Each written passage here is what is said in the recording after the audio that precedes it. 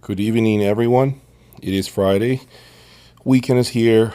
I hope you guys have plans for the weekend and that you are staying safe. Today's video is to give you a couple of updates, and I'm going to have a few things that I would like to talk about, things that I want to touch up on. First, I know you guys are probably wondering whatever happened to the rest of the gear that you don't see here. Yes, all the momentum stuff is now gone. Merrill Audio 118s are no longer here, and neither is the Audio Research REF6SE. Shouldn't be a surprise because that is usually an indicator of what might be coming next, right? And if you are thinking that way, you're right. First of all, let me just talk about the experience that I had with the Merrill Audio 118s. As you guys know, that Class D has always been very, very scrutinized, very, very criticized. A lot of people love to talk bad about the technology itself, how sterile, how cold, lack of emotion, lack of a realism for it just doesn't check all boxes for everyone, right? It really doesn't. That's what the conversation is. Took it upon myself to investigate this further, bought what I thought would be the best Class D amplifier, and it is that way, and transformed it into something extremely magical. I think you guys heard the amplifiers here sound incredible with the Audio Research REF6SE and the Wilson Audio Alexias. I don't believe there's a single person here that watches my videos, that is a realist, of course, that can disagree that what you heard with the Audio Research REF6SE and the Element 118 was really a bad presentation. I think everyone here can agree that it was incredible. It was clear.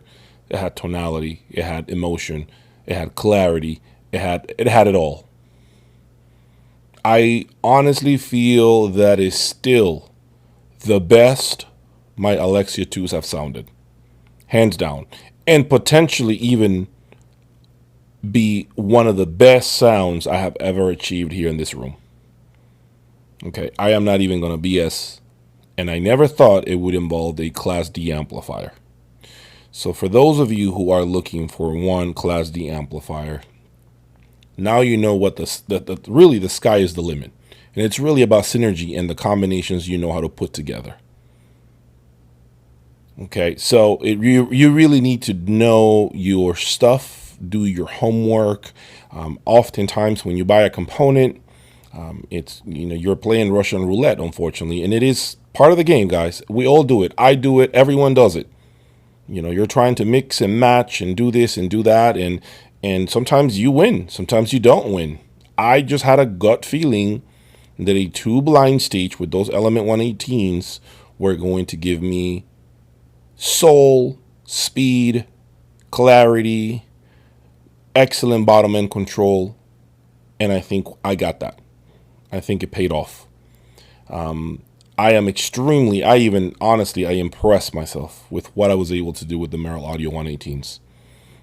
If I didn't have all this other amplification here, and I didn't have more plans for the Mephisto, I could have easily said this is the best sound and this is the reference sound that I have, and one of the best sounds that I have achieved here since I've been doing this. And in reality, it is easily in the top two, I would say. And I wouldn't call it top one because I'm probably not taking in consideration the fact that I never had a dedicated room about a year and a half ago. So I don't know how the Neoliths would have sounded here with the Constellation gear that I had and other stuff that I've owned.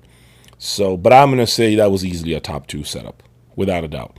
It really just was spectacular. It never got bright. It never bit me. It never gave me a feeling that I was lacking something. There was this 3D imaging that came out of the speakers, the spooky feeling. Like it almost felt like there were ghosts in the room when the music came on. It was incredible what I heard. And I'm going to miss those amplifiers dearly. You should never be afraid. I think you guys have seen it here on my channel, what is possible with Merrill Audio, at least with the element units. I can't talk about the rest. No, you know now what is possible, and you should not be afraid to perhaps duplicate what I did. And maybe the results will come awfully close to what I got. Now, granted, I'm not going to say it's going to sound the same if you get an Audio Research REF6SE and a Merrill Audio 118 and expect the same. Let's keep it real. I mean, I am using an excellent speaker, and my cabling is it's awesome cables. All of that matters. But it doesn't matter. The output, what came out of all of that was incredible. It was exactly, I feel like I was not shortchanged by any means when it was all said and done.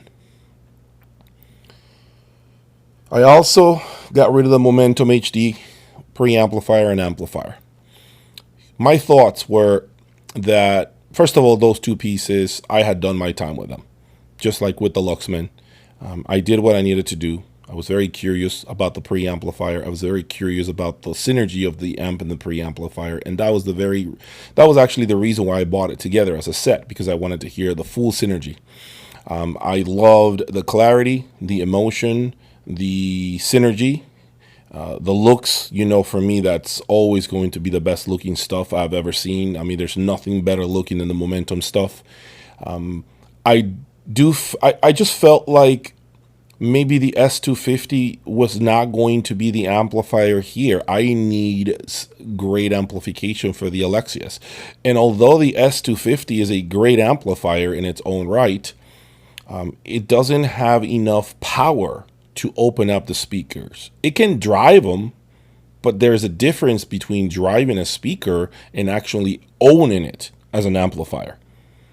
It couldn't own the Alexias. Do you understand what I'm saying? And so when I took it out of the equation here, I did several tests behind the scenes, and I put it back in the mix, and I always felt like the soundstage couldn't open up to what I needed it to. What other amplifiers were doing here, it couldn't do it. It sounded beautiful, but it just couldn't handle the Alexia's grace or maybe transparency. So I made the decision that I needed to go, that it was time for it to go.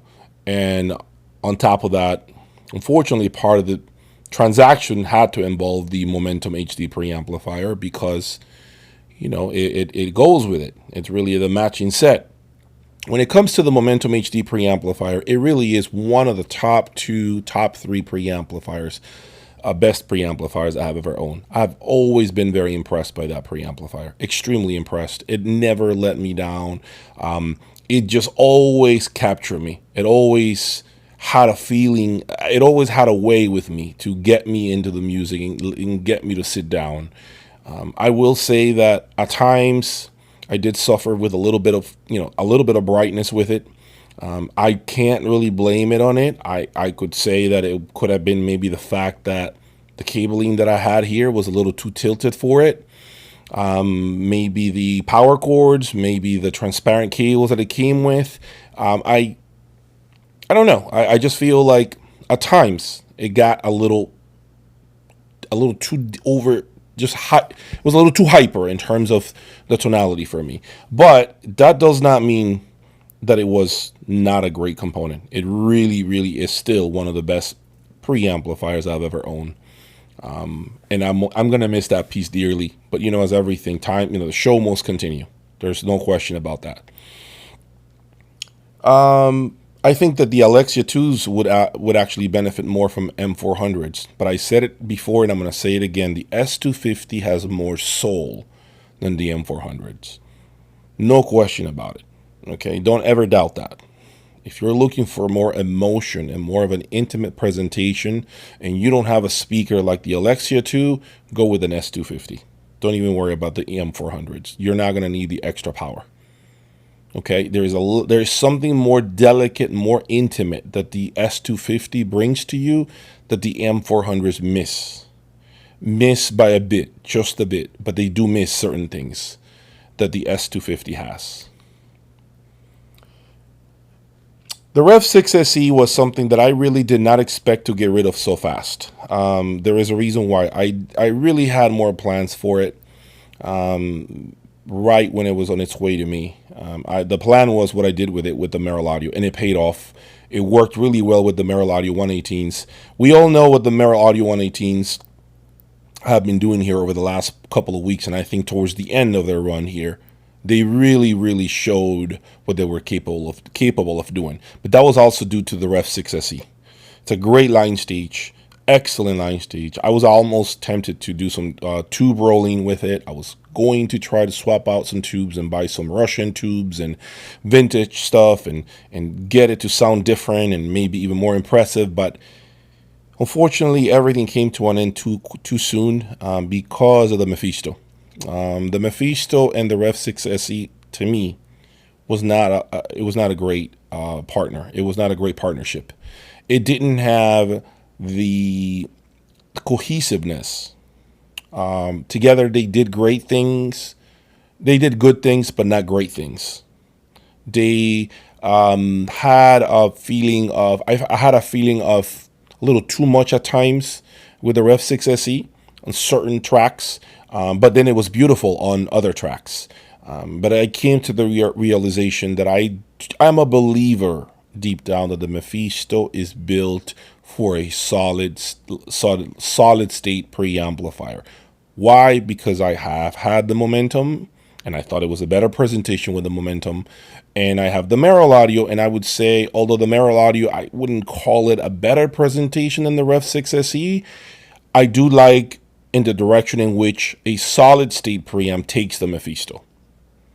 Okay. Sometimes, and as you know, audio research is known for awesome line stages, and they work pretty good with just about any brand. The issue was that I felt, and I said it on one of my videos before, I felt it could be a problem with the Mephisto's honesty.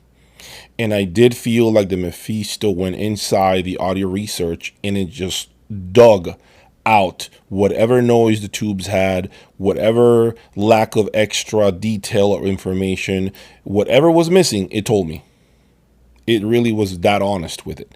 It also felt like with the Mephisto, you could tell the levels of preamplifications. You can tell when something is more, it's another level. Every time you make a change with it, you can tell whether it's a better component or not so good. And I don't know, and I wouldn't say it has to do directly with the price, but if we're being honest here, for the most part, there's always going to be some snake oil out there, right? But for the most part, we all know that the more money it is, usually there's more that comes with it. More performance, more of everything. Now, whether that's a correct proportion, whether it's proportionate to the increase in value, that's to be debated. Because sometimes the increase in performance is only 3% and you're paying $30,000 more for that extra performance. So that's another topic in itself. But usually, for the most part, as you go up a level, it means you're spending more. There's no way getting around that. And again, I'm going to say it again, for the most part. Okay? That is usually what happens. All right. The Mephisto. Mephisto, in my opinion, is a wild child. There's no question about it. Okay, it has been one of the most difficult amplifiers that I have ever owned. It's very intense. It's almost like a person that is, when they talk to you, they speak pretty loudly, and they don't mean anything bad, but they almost feel like they shout when they talk. That's kind of like what the Mephisto is. It is just very powerful. It's got this presence about it that it can be a bit too much for some of you. There's no question about that. It might be too much of a good thing for some of you. Maybe you guys like a little more of a mellow, more mellow tonality than the Mephisto, and that's fine. That said, it is without a doubt a diamond in the rough. I think there's so much raw talent in the Mephisto. I sense it. I smell it. I know there is so much in it. and I'm not untapping that potential just yet.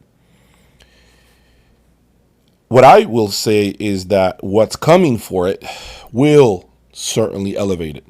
I am 100% focused on the Mephisto's performance right now. I am with the Merrill audio preamplifier. I am okay with that for the time being. I'm just letting the Mephisto go through the motions and continue to play music, allowing my Alexia 2s to keep breaking in. So I'm not really exactly doing a lot of analytical or critical listening at this time, but I know I will.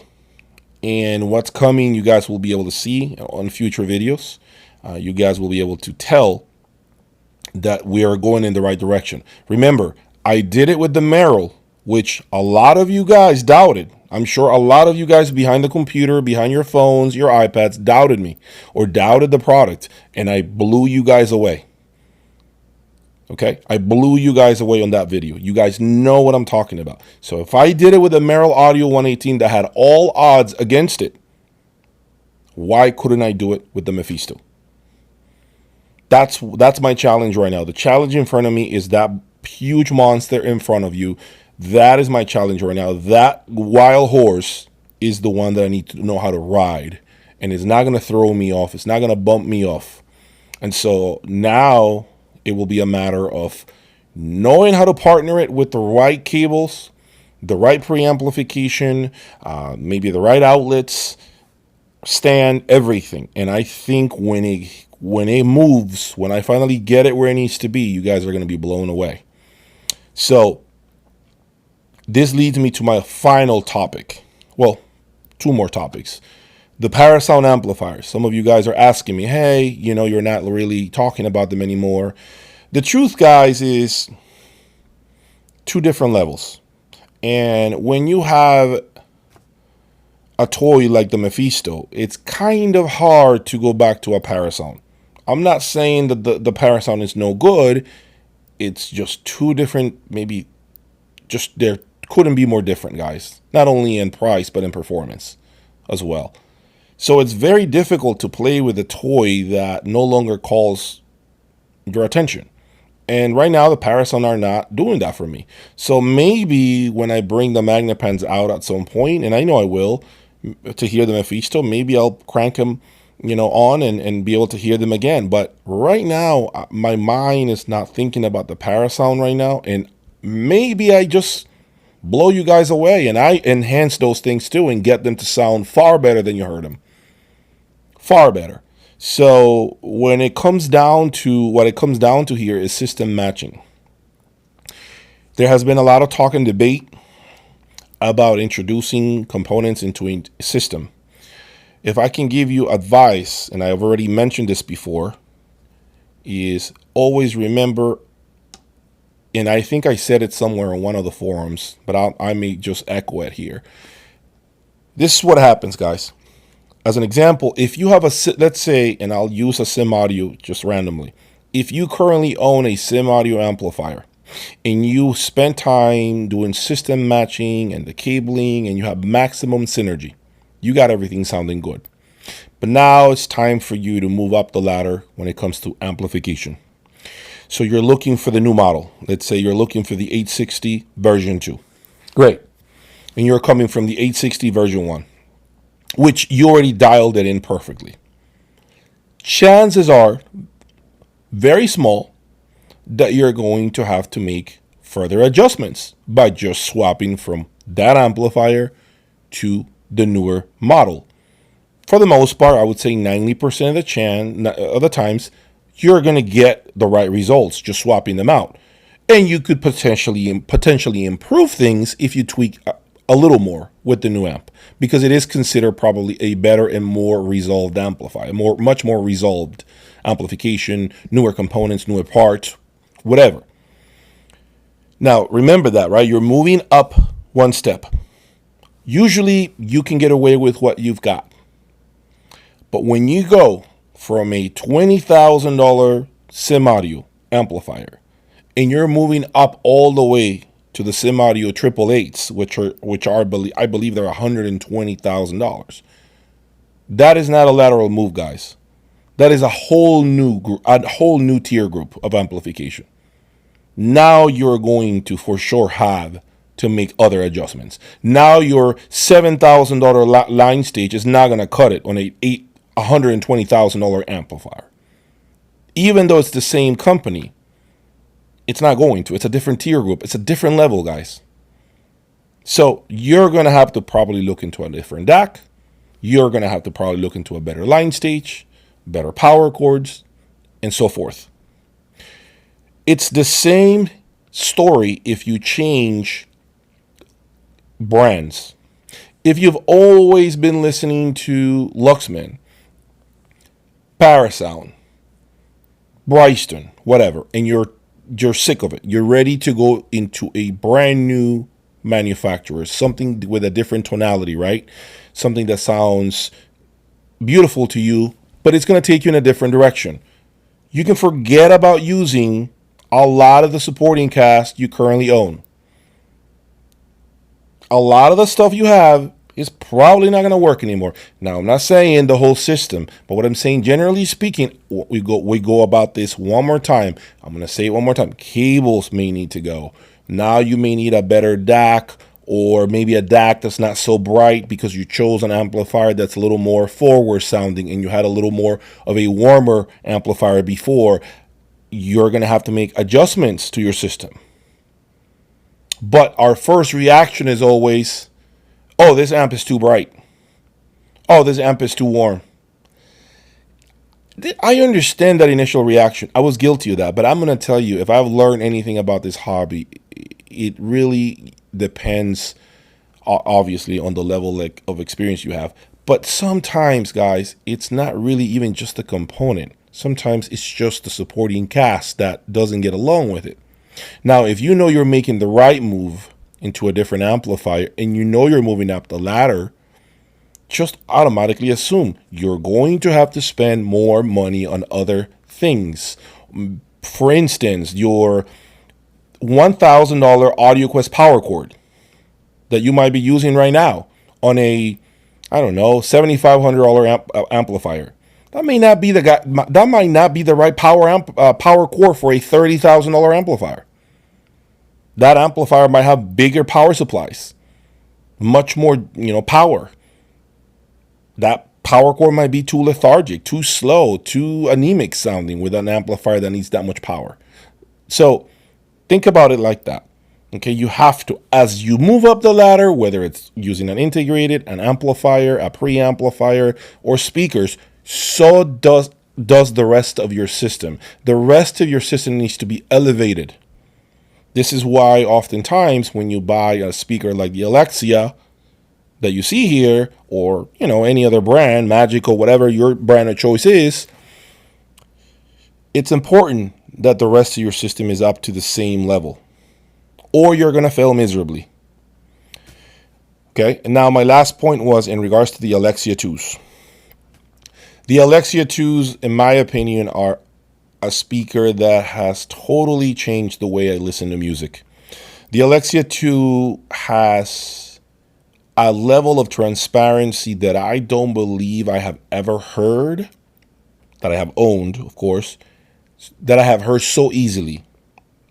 Now, I am sure my Neoliths had the same level of transparency, but again, it's a different situation, a different time, different. It was in the living room. It was not in the same conditions as I have here. The Alexia 2, it is such a chameleon. It can turn into a bookshelf speaker, and then it turns into a club speaker, and then it turns into a statue. It turns into whatever the music tells it to. In my opinion, the Alexia 2, and me coming from a Sasha DAW, is leaps and bounds ahead of a Sasha DAW. It has, at a high level, more bass, much more transparency and resolution, more organic sounding. It layers everything better. It has a feeling of having two windows, essentially, that you can see through. It is so easy to hear. I hear the changes in power chords through the Alexia 2s far better than I ever heard them through my Sasha DAWs. It's not even the same. Like, it's not even close how easy. I am able to tell small changes here. Like I feel like this is actually zooming in closer into the supporting cast. And the Sasha did let me know that there were changes being made, but never at the level of an Alexia 2, guys. It's just not. If you are out there thinking about one or the other, my recommendation is this. Look at the room size. My room is right now 16 wide by 22 deep. Works perfectly for either speaker. Okay, but the Alexia 2 gives me the opportunity to be farther away from them without punishing me for being too far. The Sasha has a certain limitation. Number one, some say it's the bass. I would say it's room dependent. It depends on the room that you have. It depends on the setup that you have, right? But I do believe the Alexia allows you to be farther away from them and still get the same bubble effect when it comes to sound. I felt like with the Sasha, the only way I had that is if I had the speakers basically right where you see the line. See the line? They had to be there about 8.5 feet away from me. The first line that you see, the first line going across, that's where they needed to be. The front of the speaker needed to be there, right there. That's where the front of the speaker needed to be. And I feel like the Alexia allows you to have more flexibility, allows you to move them around the room a lot more. They are more flexible. But if I'm being honest, if your room is not at least, I would say the size of mine, 16 by 22, I would say in most cases you'll be fine with a Sasha DAW. Now, that does not mean that you'll get the same transparency as the Alexia 2. No. I am saying the Sasha DAW will work better oftentimes in a smaller space. Okay, part of the reason why the Alexia sounds so big and transparent is because it does require more breathing room. You can't suffocate the speakers. You can't. They need to be as open as possible. All right, and that's it, guys. That's really all I had for you all. It's Friday again. It's been a very active week. Be on the lookout for more things. And also a couple of tricks that I have up my sleeve. I hope some of my content is helping you make the right buying decisions, and more to come. There is an empty spot there in the middle. What will be there? You will never know unless you tune in. Please hit the like button and subscribe. Thanks and good night.